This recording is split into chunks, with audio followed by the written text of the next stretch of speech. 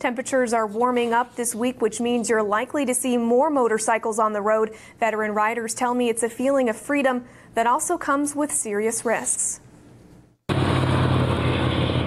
Some say experiencing an open road is a sensory overload. The freedom, the fresh air, and the countryside. ABATE member Mark Gates is someone who would rather be on his bike than in a car. You ever seen that dog driving down the road with his head hanging out the window? We know how he feels. It's a freedom.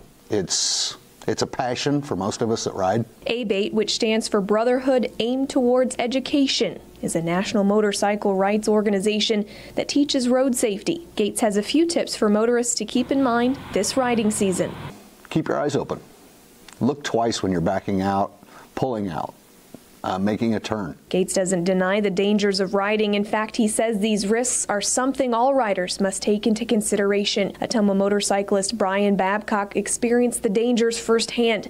In June of last year, Babcock and his wife were traveling near Ottumwa's Five Corners intersection when their motorcycle collided with an SUV. Babcock suffered a broken leg in the crash, and his wife received treatment for a fractured hip. Babcock tells me he and his wife still ride, but they do things differently now. For starters, Babcock said, quote, "Neither of us were wearing helmets. Now we wear a helmet whenever we ride." State law does not require Iowans to wear a helmet. Southeast Iowa Blue Knight member Mark Smoot said he likes the freedom to choose. It depends on the ride.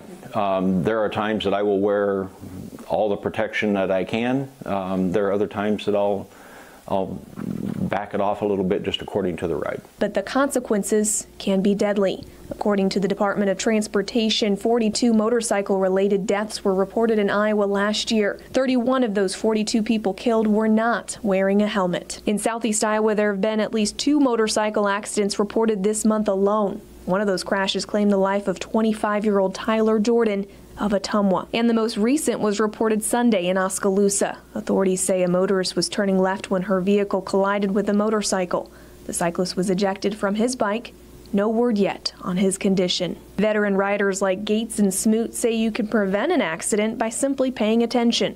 When there is an incident, where there is a vehicle versus motorcycle incident, the first thing that comes out of that person's mouth is, "I didn't see him." That right there says it.